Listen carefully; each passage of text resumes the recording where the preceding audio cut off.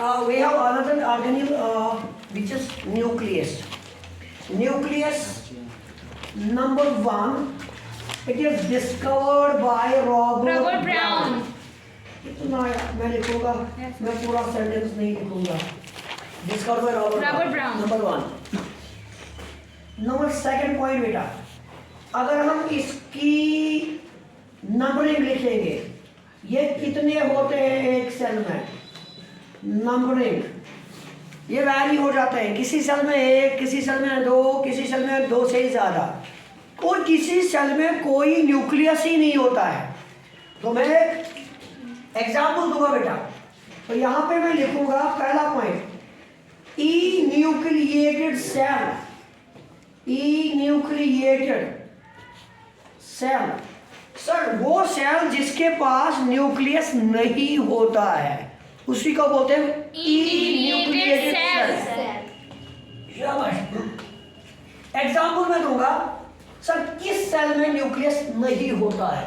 एक सेल है red blood cell. RBC. जब ये मैच्योर होती है, याद रखो बेटा, जब ये जन्म लेती है इसके पास न्यूक्लियस होता है. जब ये बड़ी हो जाती है, मैच्योर हो जाती है, तो इसके पास न्यूक्लियस गायब होके वहां पे जगह हीमोग्लोबिन लेता है. इसलिए इसको बोलते हैं ई न्यूक्लिएटेड. ये सेल है रेड ब्लड सेल.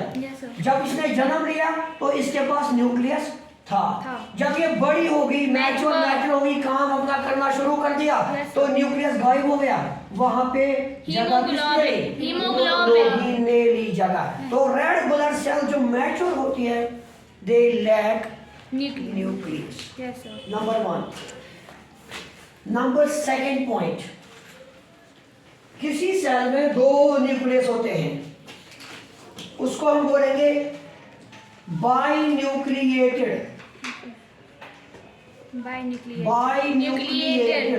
क्लियर, नजर आ रहा है? Yes sir. ओके. किसी सेल में बहुत से ज्यादा न्यूक्लियस होते हैं, हम लिखेंगे पॉली न्यूक्लिएटेड या लिखेंगे मल्टी न्यूक्लिएटेड.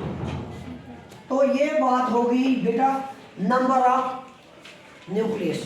अब और न्यूक्लियस का जमा एडिशन प्लूरल वो है nuclei.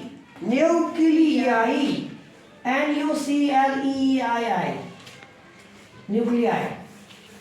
EUI nuclei. Nucleus nuclei plural. Number 1.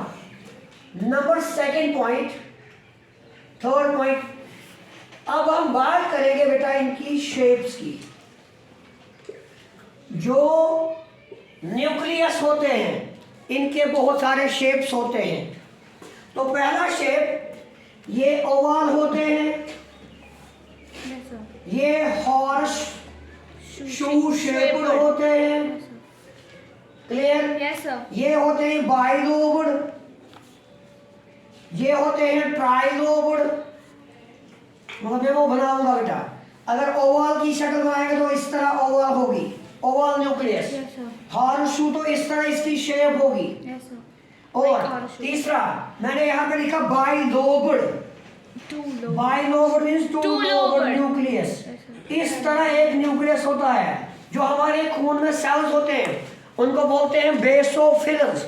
White blood cells का एक टाइप है बेसोफिल, और उनमें होते हैं बाइलोब्ड न्यूक्लियस. तो ये सेल है बेटा, इस सेल का नाम है बेसोफिल, और बेसोफिल में बाइलोब्ड न्यूक्लियस होता है. दूसरा मैं यहाँ पे लिखूं ट्राई मींस 3. ट्राइलोब्ड. इस तरह मैं बनाऊंगा ट्राइलोब्ड न्यूक्लियस. इस तरह ये ट्राइलोब्ड न्यूक्लियस, इस तरह एक सेल आएगी, और वो भी व्हाइट ब्लड सेल का टाइप है, उसको बोलते हैं न्यूट्रोफिल. और किसी किसी सेल में ये मल्टी लोब्ड होते हैं. तो बेटा न्यूक्लियस जो है इसकी शेप्स भी डिफरेंट है, और सबसे कॉमन शेप ओवल शेप है. आगे जाएंगे हम लिखेंगे अब इसकी लोकेशन. ये कहाँ पे पाए जाते हैं? लोकेशन बेटा, ये तो सेल के अंदर, हम तो एर्गोनिल पढ़ते हैं तो सेल के अंदर ही होगा। Yes, सर लेकिन इसकी फिक्स्ड पोजीशन है, खास पोजीशन होती है जो एनिमल सेल्स है बेटा, Yes, sir. जो एनिमल सेल, Animal वहाँ पर cells. ये एनिमल सेल है, Yes, sir. एनिमल सेल के बिल्कुल बीच में होता है, सेंटर में होता है, सेंट्रिक, बराबर. इट इज सेंट्रिक, सेंटर में होता है बेटा। किन में? एनिमल सेल्स में इट इज सेंट्रिक। और अगर मैं प्लांट सेल्स की बात करूंगा बेटा, let me draw the plant cell, तो प्लांट सेल जो है उसके ये बिल्कुल साइड में होता है, ये बिल्कुल साइड में होता है, साइड शासन, which is called eccentric, eccentric. तो लोकेशन भी आ गई, क्लियर? Yes, sir. अब हम इसकी स्ट्रक्चर को ड्रा करने की कोशिश करेंगे।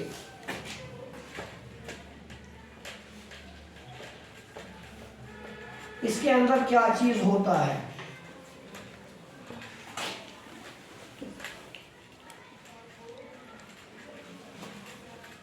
उस ये भी डबल मेम्ब्रेन स्ट्रक्चर होती है बेटा। Let me draw it. इस तरह दो सर्कल बनाएंगे, Double membrane.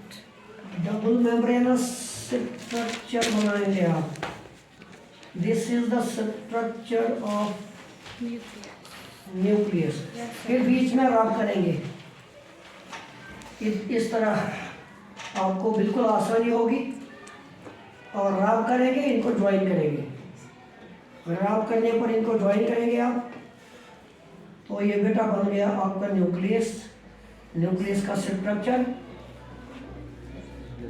न्यूक्लियस का स्ट्रक्चर ये बन गया। और सर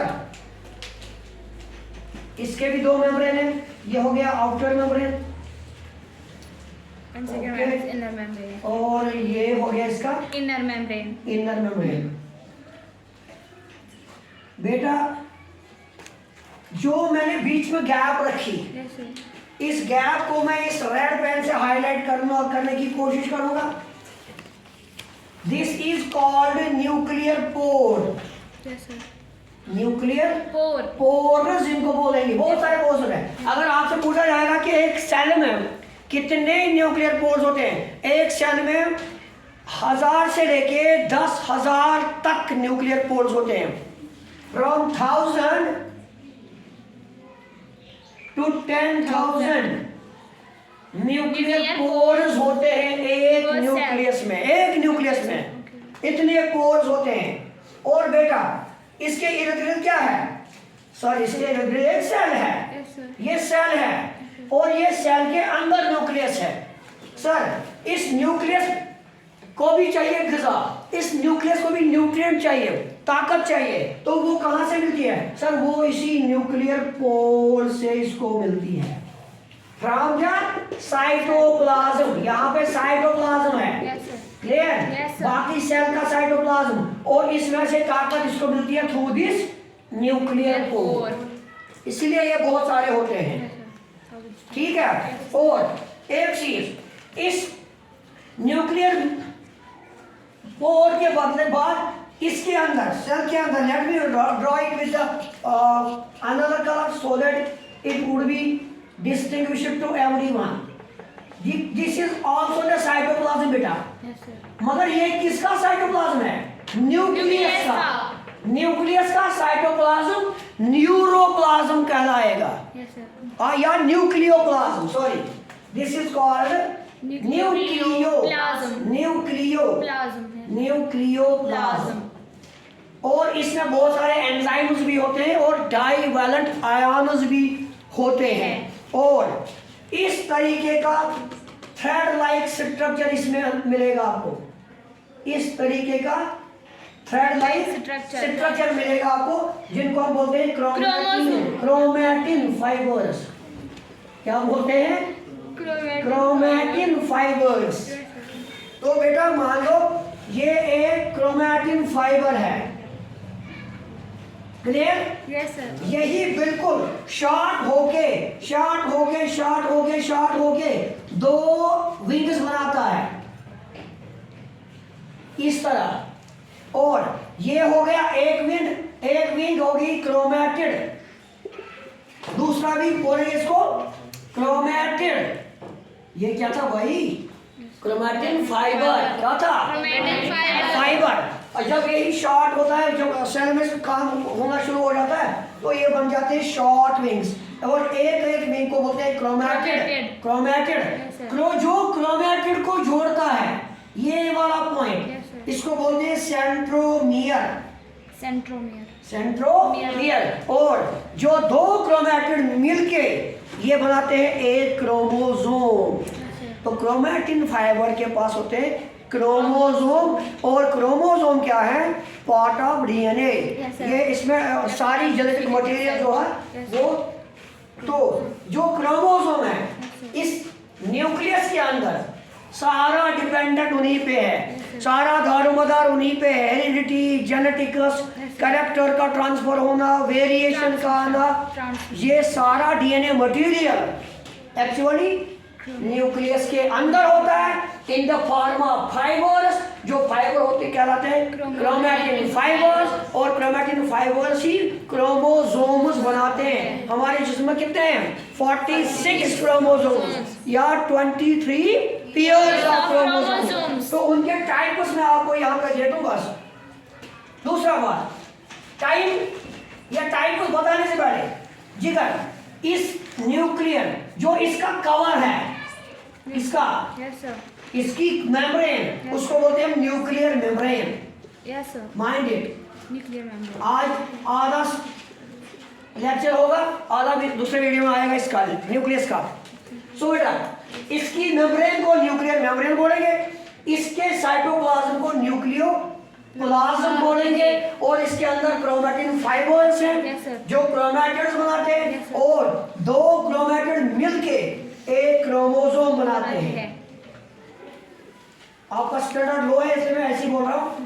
दो क्रोमैटिड मिलके एक क्रोमोसोम बनाते हैं। तो हमारे जिस्म में 4 किस्म के क्रोमोसोम्स होते हैं। ये सॉरी, इस न्यूक्लियस में 4 किस्म के क्रोमोसोम्स पाए जाते हैं। तो जिगर, जितना भी मटेरियल, जो भी मटेरियल इसको लेना होगा वो न्यूक्लियर पोर से आएगा, और जो भी मटेरियल इसको छोड़ना होगा, एक्सचेंज करना होगा, वो भी इसी न्यूक्लियर पोर से ही निकलता है। टाइप्स